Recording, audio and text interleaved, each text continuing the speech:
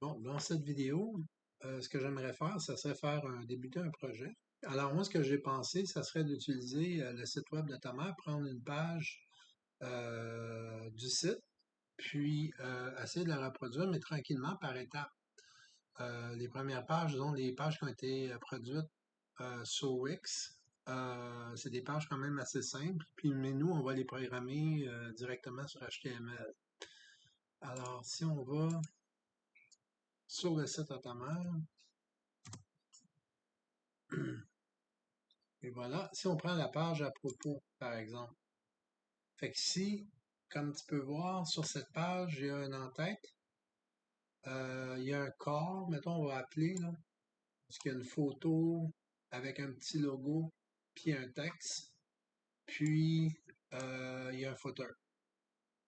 Fait que, en fait, en anglais, moi, je dis un header, puis un footer. Puis là, ce qu'on pourrait faire peut-être, c'est commencer par faire le fond, mais plutôt faire le fond. Il y a trois fonds différents, si tu veux, le header, le corps et le footer. Le fond, ce que je veux dire, c'est tout simplement faire, de pas mettre, par exemple, ici le caractère ou en haut les menus, là, ou le logo ici, tout ça, on ferait juste le fond, c'est-à-dire une bande ici avec cette couleur-là, la couleur du header. Alors, on va commencer par faire le fond pour le header. Puis dans une vidéo subséquente, ben, on va poursuivre à faire le fond du corps. Ensuite, on va faire le fond du footer. Puis ensuite, on va intégrer les différents éléments à l'intérieur. Fait que si on débute, fait qu'on va ouvrir un répertoire. Moi, c'est toujours au même endroit. Desktop, site. Je mets tous mes sites ici. J'en ai créé un site qui s'appelle Marie Pratique. Donc, je vais pas dans l'intérieur, mais je le sélectionne. Et voilà. Alors ici, j'ai seulement un fichier, j'ai une photo que j'ai intégrée à l'intérieur que c'est pas vraiment pertinent pour notre projet. Fait que moi, ce que je te propose, c'est on va créer nos fichiers, mais pour faire ça peut-être plus pratique pour les prochaines vidéos aussi. Euh, en fait, on va appeler ça index, comme d'habitude, HTML. On va créer notre deuxième fichier qui est style.css. Et enfin, index.javascript. Donc, on fait comme d'habitude. Alors, nous, on va surtout travailler avec index.html. Fait que je vais enlever les autres ici sur mon espace de travail. Ces fichiers-là restent toujours à l'intérieur de ton répertoire. Tu peux les sélectionner quand tu en as besoin, comme ceci. Et là, je vais l'enlever. Fait que sur index.html, je fais un point d'exclamation, tab, pour créer mon en-tête automatiquement. Puis là, à l'intérieur de head, pour intégrer mon fichier style.css, dans lequel je vais faire mon stylage de ma page HTML. Dans ce cas-ci, on va faire comme la vidéo précédente, je t'ai montré, on va intégrer le style à l'intérieur même du fichier. Fait que plutôt que faire un link ici, CSS, pour intégrer le fichier style, je vais plutôt faire, euh, c'est pas style, c'est, là j'ai un blanc de mémoire là, ouais c'est ça, c'est style. Et voilà. Fait que le stylage, je vais le faire à l'intérieur ici. Le style doit être à l'intérieur du head, des brackets de head ici, pas à l'intérieur de body, ni à l'extérieur. Je pense qu'à l'extérieur de head, disons, entre les deux, ça fonctionne, mais j'ai déjà eu des problèmes avant, fait que moi, je les mets toujours à l'intérieur des brackets de head, le style. Alors, nous, ce qu'on va faire, c'est qu'on va faire cette en-tête-là, mais sans intégrer du contenu, mais on va juste faire la bande, si tu veux, avec la hauteur, la largeur, puis la couleur. Si tu vois, si je rapetisse ma fenêtre, tu vois que la bande reste toujours à 100%. Fait que tu peux pas donner une dimension de largeur à cette bande-là en pixels. Parce que disons, si tu donnais 500 pixels, disons que la bande elle couvrirait l'ensemble, ici mettons 500 pixels, ou mettons 1000 pixels, mettons à cette grandeur-ci, la bande couvrirait l'ensemble. Mais aussitôt que tu agrandis ta fenêtre, puis ça dépasserait le 1000 pixels, fait qu'ici, tu aurais un espace ici, puis ta bande ne couvrirait pas avec sa couleur. Fait qu'on donne, à ce moment-là, on y va en pourcentage, puis on donne 100% pour s'assurer que quelle que soit la dimension de ta fenêtre, la bande va toujours couvrir à 100% en largeur. Puis en hauteur, moi, à ma connaissance, jusqu'à présent, la façon que je fonctionne, qui est le plus adapté puis qui me cause le moins de problèmes, parce que des fois, il y a des décisions à prendre. Peut-être, c'est pas toujours les meilleures décisions. Il va toujours y avoir quelqu'un qui va arriver avec quelque chose de mieux, parce qu'une chose peut être faite de multiples façons. Mais on y va avec nos connaissances, qu'est-ce qu'on est en mesure de faire, puis on essaie de produire. Moi, c'est le principe que je suis, c'est-à-dire que j'essaie de m'assurer que ça fonctionne, puis c'est mon but, puis j'utilise au meilleur de mes connaissances les outils que j'ai puis que je connais. Puis, on connaît pas l'ensemble de toutes les possibilités, mais c'est pas grave, en autant que ça fasse qu'est-ce que ça doit faire. Alors, au niveau de la hauteur, moi, la façon que je fonctionne puis qui va très bien parce que ça a des répercussions aussi, le choix que tu vas faire sur d'autres choses qui vont se produire après, là, que tu vas apprendre en cours de route. Moi, j'y vais en pixels. Fait que là, je vais avec une hauteur fixe. Fait que ici, peut-être, c'est une centaine de pixels en hauteur. Puis, en largeur, on y va en pourcentage pour s'assurer que ça couvre, comme je t'ai expliqué. Puis, on y va à 100%. Au niveau de la couleur, moi, j'ai une extension ici que je pointe ici. Ça s'appelle Eyedropper. Fait que si tu es capable d'installer Eyedropper, la façon que tu fais pour installer une extension, je crois que tu vas ici, tu cliques là-dessus. Ici, tu as l'ensemble des extensions que moi j'ai installées. Tu vas en bas, toi probablement tu en as peut-être déjà ou peut-être pas, je sais pas si tu es familier avec ça. Tu vas dans Manage Extension. Ici, tu cliques. Puis ici, tu fais ton eyedropper. Tu fais une recherche pour eyedropper. Ben là, dans mon cas, moi, il est déjà installé.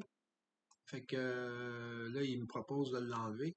Mais si tu fais ça, probablement, il va apparaître comme option à installer. Fait que tu as juste à cliquer Installe, puis ça se fait tout seul.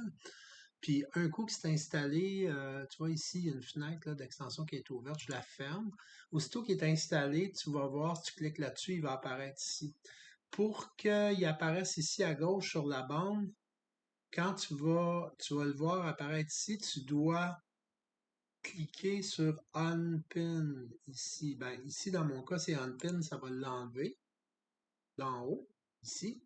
Si tu cliques dessus, il va venir, tu vois. Fait que si tu fais euh, eyedropper ici, je fais Unpin, il est disparu, il fait plus partie de ma barre ici. Et si je clique dessus pour pin, il vient de réapparaître. OK? Fait qu'un coup qui est installé, tu peux le faire apparaître ici en haut. Fait que c'est super pratique parce que la façon que ça fonctionne, c'est que tu cliques sur l'onglet d'IPIN, puis tu vois, là, ça se promène, mais tu vois la petite croix ici, là, en haut à gauche. C'est ça, en fait, sur quoi cette croix-là, le centre de cette croix-là pointe, qui est la couleur qui qui apparaît dans ce carré-là en bas complètement. Fait que si tu vois, si tu te déplaces, les, les RGB puis le code hexadécimal changent selon la couleur sur laquelle ça pointe. Il y a des petites variations, même si la couleur paraît uniforme, il y a des petites variations, mais elles sont tellement minimes que quand tu te promènes, là, que tu prends n'importe lequel, c'est toutes des couleurs qui sont pareilles en fait. Puis Puis là, les deux couleurs sont décrites en deux formats différents, un en hexadécimal puis un en RGB. En RGB, c'est les codes de 0 à 255 en rouge, vert et bleu, quelque chose comme ça. Puis, ou en haut, en hexadécimal, c'est juste une deuxième forme que c'est fait. Moi, j'aime bien travailler en hexadécimal. Fait que la façon dont tu fonctionnes, si tu veux choisir cette couleur-là, tu pointes sur la couleur sur laquelle que tu veux choisir, puis tu cliques à gauche avec ta souris. Puis tu vois, il highlight le code de couleur que tu veux. Fait que moi, dans mon cas, c'est hexadécimal. Je fais un CTRL-C pour copier. Puis là, je l'ai mémorisé. Puis là, tu fais Escape pour sortir de là. Tu l'as en mémoire. Puis quand tu reviens sur ton style ici, quand tu vas faire ton background, fait que disons, nous, on va l'appeler. Là, je vois un petit peu dans. OK, on reviendra pour la couleur, mais on va commencer par programmer. Tu vas voir, c'est pas très long. Fait que nous, ce qu'on va faire, c'est qu'on va faire une en-tête, une en-tête header. Fait que tu fais point pour qu'il crée une classe, un élément div, si tu veux, mais de classe header. Fait que tu fais point header pour le nom de ta classe, tu fais tab, puis tu vois, il a créé un élément div de classe header. Tu fais enter ici, puis là, à l'intérieur de ton div, tu vas écrire ton programme. Tu vas écrire tu vas mettre à l'intérieur de ça le contenu qui apparaît ici dans ton header, comme le logo de Facebook, les trois petits points, le menu, plus le logo de la liste d'attente. C'est ce que tu vas insérer à l'intérieur de ton div ici. Mais pour l'instant, on ne fera pas ça, on va juste, comme je te disais, s'occuper du fond.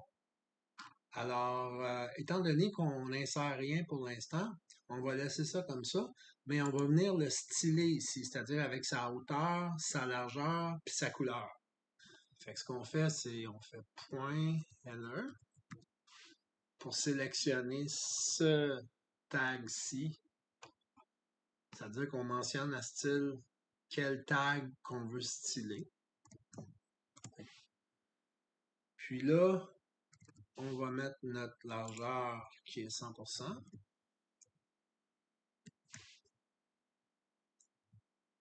Puis notre hauteur que je te disais, pas header, mais height. Je te mentionnais tantôt, probablement quelque chose autour de 100 pixels. Puis au niveau de la couleur, on fait background color. Background color va couvrir le background, c'est-à-dire le fond. Puis si tu choisis color, la couleur va être attribuée au caractère, par exemple, comme contact, c'est qu'on voit. Alors, c'est comme ça que ça fonctionne. Puis pour la couleur, on va mettre la couleur que, je ne sais pas si je l'ai mémorisé, là, si c'est encore en mémoire. Oui, c'est encore en mémoire. Fait que dans le fond, il faut que tu mettes ce caractère-ci. Puis là, tu mets ton code hexadécimal. Fait que tu dois mettre ton tic-tac-toe ici, là, je ne sais pas trop comment dire ça, le dièse. Puis ton code hexadécimal pour le fond. Alors, c'est tout. Tout ce qu'on avait à faire, c'est de faire le header, définir le header ici au niveau du body. Il n'y a pas de contenu encore. Puis, on va le styler ici. Puis, il y a juste trois paramètres de style qu'on a insérés. Est-ce que j'utilise le langage? Peut-être c'est pas le langage exact, mais je pense que tu comprends ce que je veux dire. Attends, tu vois.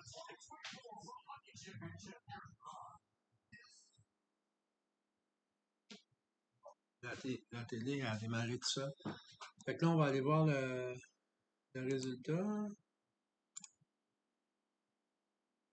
Et voilà. OK, là, comme tu peux voir ici, ta bande, malgré qu'on a écrit 100%, il y a il y a un petit gap ici entre la bande du header puis l'élément body. Body, c'est ce qui regroupe tout. En fait, ce que tu vois ici, là, body regroupe toutes les boîtes qui vont être à l'intérieur. Comme ici, on a une boîte div qui est à l'intérieur de body. Puis nous, on a dimensionné notre header de sorte que, en principe, on devrait couvrir 100% de la largeur ici, mais on ne le fait pas. Puis en principe, il devrait couvrir en haut. La raison est que le système HTML, pour de vieilles raisons, puis les premières versions, puis tout ça, par défaut, il met un petit gap, une petite marge, un margin en anglais, une petite marge par défaut. La façon que tu règles ça, tout de suite au départ, pour tout le temps, tous les programmes que tu vas écrire, à l'intérieur de ton style ici, la première chose que tu vas écrire, c'est étoile.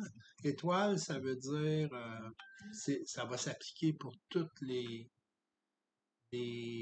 éléments que tu vas insérer ici. Comme dans ce cas-ci, ça va s'intégrer, ça va s'appliquer pour header, ça va styler le header, mais toutes les autres qu'on va créer ici, ils vont être affectés par le style qu'on va appliquer ici. Fait que ici, on va mettre la marge qui est margin à 0. On va mettre le padding que je vais t'expliquer éventuellement à 0.